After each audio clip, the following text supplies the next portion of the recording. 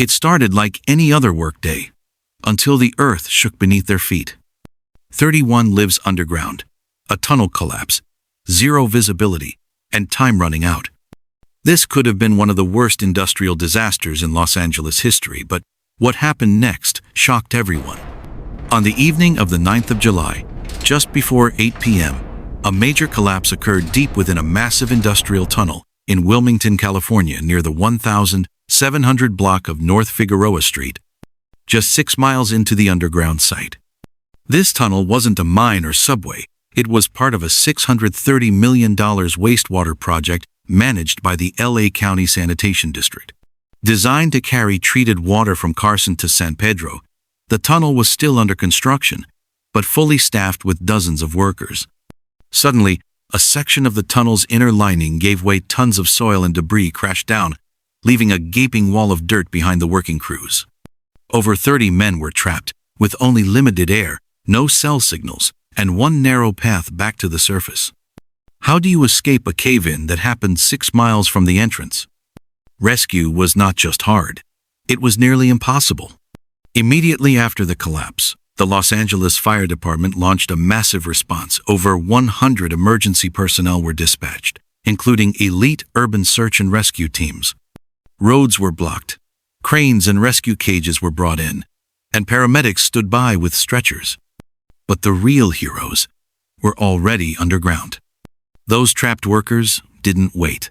They climbed over nearly 15 feet of unstable soil, relying on their helmets and bare hands, helping each other navigate through dark, muddy shafts. Up above, rescue teams worked fast.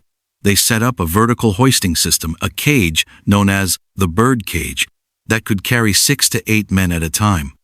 Meanwhile, inside the tunnel, workers boarded a specialized transport vehicle that moved them section by section toward the only accessible lift point. It wasn't quick. The journey from collapse site to exit took up to 90 minutes per group. At 8:55 p.m., the first group was lifted to safety, dirty, shaken, but alive. Another group followed, then another. By 10 p.m., all 31 workers were out. No serious injuries, no fatalities.